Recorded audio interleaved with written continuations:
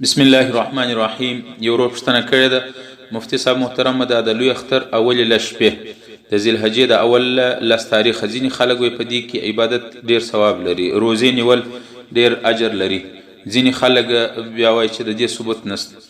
مفتي صاحب محترم، دغه اولو لس ورځو په باره کې دین اسلام شریعت څه وایي؟ محترم جی، قرآن پاک کې الله رب العالمین دغه لس ورځو فضیلت ښوولی دی. قرآن کې الله تعالی فرمایي والفجر، زما د په سهار قسم. علما لیکي د دې سهار سره د لوی اختر سهار مراد. ولیال عشر، او په دې لسو ورځو د الله تعالی وایي قسم. الله تعالی په دې لسو ورځو په دې فضیلت باندې قسم خوړلی دی. دا مبارکي او بهترینه د عبادت ایام ورځې دي. یو په دې وجه چې په دې لسو ورځو کې د اسلام یو بنیادي رکن چې حج دی هغه حاجیان ادا کوي، ډېر غټ عمل دی. د عرفات ورځ په دې کې راځي.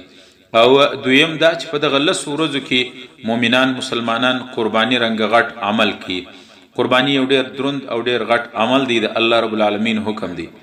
او حدیث کې راځي د دغه لسو ورځو په باره کې نبی علیه السلام فرمایي کم څوک چې په دغه لسو ورځو کې د ذیلحجې عبادت کوي د الله ته ډېر په ټولو ورځو کې د ورځو عبادت افضل دی. او په دې کې د یوه ورځ روزه نیول، روژه چې څوک ونیسي د یو کال د روژو برابر اجر او ثواب لري. او په دغه لسو ورځو کې چې څوک د شپې یوه شپه عبادت وکړي، پیغمبر علیه السلام فرمایي د یوې شپې عبادت د شب قدر برابر دی.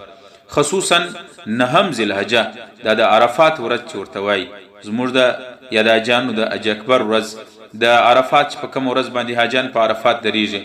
د حدیث کې راځي چې د دغه ورځې د عرفات ورځې روزه چې څوک ونیسي، خو حاجیان نه، حاجیانو دپاره دا حکم نه دی، غیر حاجیان چې حج له نیت لري، هغه کسان چې د دغه ورځې د عرفات د ورځې یوه روژه ونیسي، د یو کال تیر سوي او د یو کال را روان آینده ګناهونه به الله رب العالمین معاف کړي.